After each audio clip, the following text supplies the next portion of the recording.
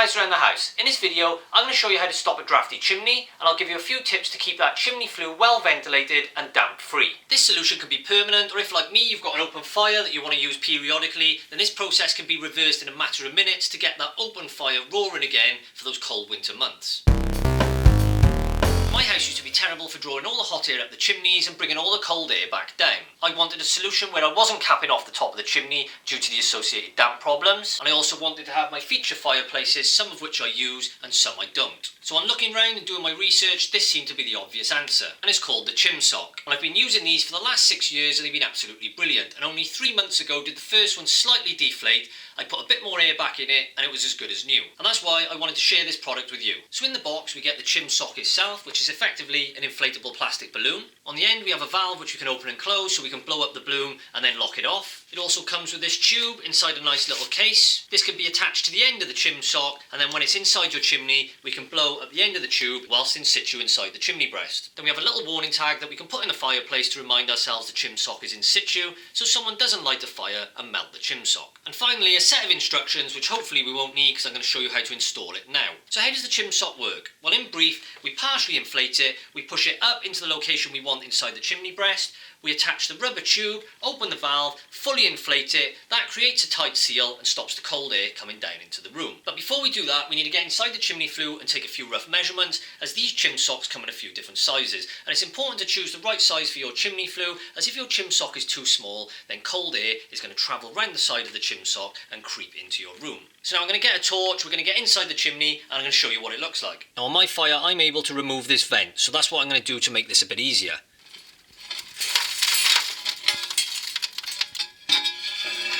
So with my torch on, you can just about see inside my chimney flue, and if you take a look, there's a wide opening at the bottom, and then it rapidly tapers off to that small square at the top. Then if you look at the top of the screen, you can see the row of bricks across my lintel above the fireplace, and what we're looking to do is get a Chimsoc that fits neatly between that row of bricks, the back wall of the fire, and the 2 walls either side. And that's the rough measurement you need to take, ensuring the Chimsoc you buy is either the same size as that opening or slightly larger. Now if you don't have a cast iron fireplace like this and it's all open, then obviously this task is a lot easier. If you've got one like mine, it's a bit tricky because you've got to try and get your arm up inside, try and take a rough measurement, so it's a bit of trial and error, but just do your best. The other thing to note is this can be a bit messy, so just be prepared. Now, unfortunately I can't hold the torch, the camera and the measuring tape all at once, but the general principle is this. I put my hand up the chimney breast like this.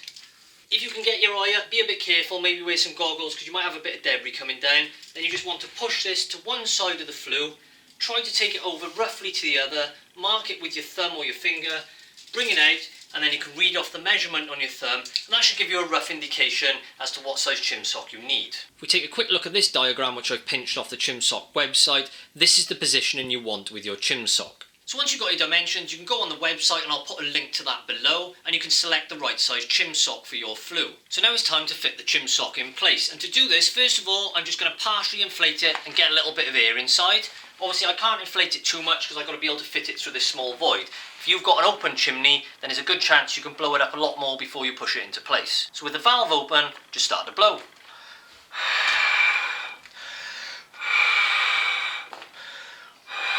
Now by turning that 90 degrees, you can just lock off the valve. And I'm also going to attach the hose to the valve now before I push it up into place. Just push that over the little rib sections there, whilst turning like that. So now we literally just push this up into the chimney, place it through this hole here. I'm going to try and flatten it back out into position, apply some pressure, push it up gently until we feel it's in the right place, then we'll undo the valve and continue to inflate it. Just be a bit careful not to catch this on anything. Whilst it is quite durable, you may well have sharp bricks and bits of debris up inside your chimney. So now I'm undoing the valve.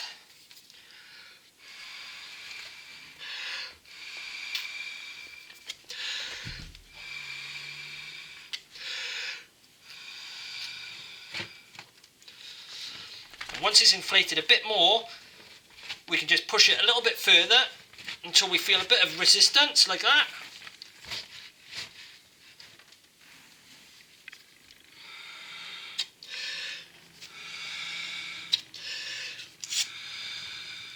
If while you're pushing it you've overdone it and you need to deflate it a bit like I am now, then just squeeze on it and push a bit more air out. Once you're happy that's wedged into place, lock the valve off. So there we go, that's the Chimsoc in place. It never quite looks perfect, but as long as it's sealed against all sides of the flue, you're good to go. You'll know if it isn't because you'll be able to hear the air passing round the side.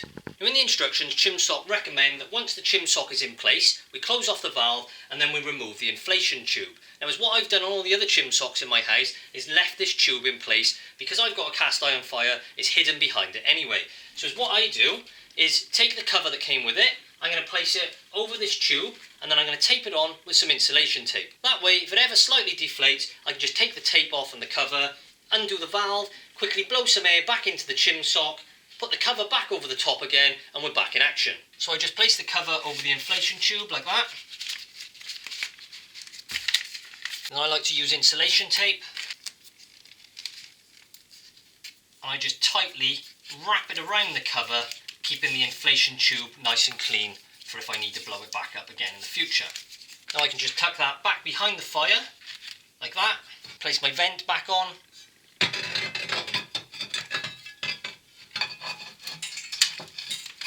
and I'd never even know it's there. Obviously if your fire's open and on display, then by all means remove the tube and keep it out of sight. Then finally don't forget to place the warning disc somewhere visible.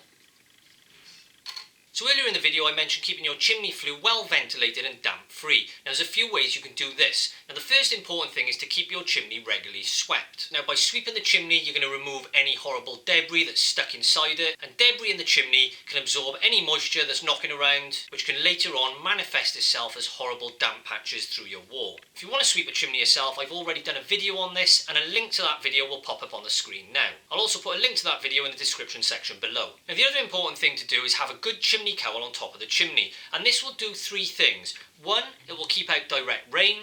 2, it will keep out any birds, and 3, it will maintain good ventilation. So let's go upstairs and I'll show you what I've put on mine. So if you look on top of my chimney, I've got 4 chimney pots. On each one of the chimney pots I've got a cowl, and if you look at the cowls, they've got the mesh guard to prevent access to birds from entering the flue. We've got the rain covers which curve over, which prevent direct rainfall from entering the flue, and each one of these cowls is compliant with use of a wood burner or an open fire. This in combination with the Chimsoc means that your room stays nice and warm whilst your chimney flue remains well ventilated, preventing any long-term damp issues which is common on old properties like this. Now those chimney pots are around £30 and the chimney cowls range from anything between about £40 and £80 according to which one you need. So I'll put a link to the Chimsoc in the description section below, along with other videos you may find useful. If you enjoyed the video then please give it a thumbs up and don't forget to subscribe to my channel and press the bell icon for regular notifications. I've been Pouse around the house. Ta-ta, farewell.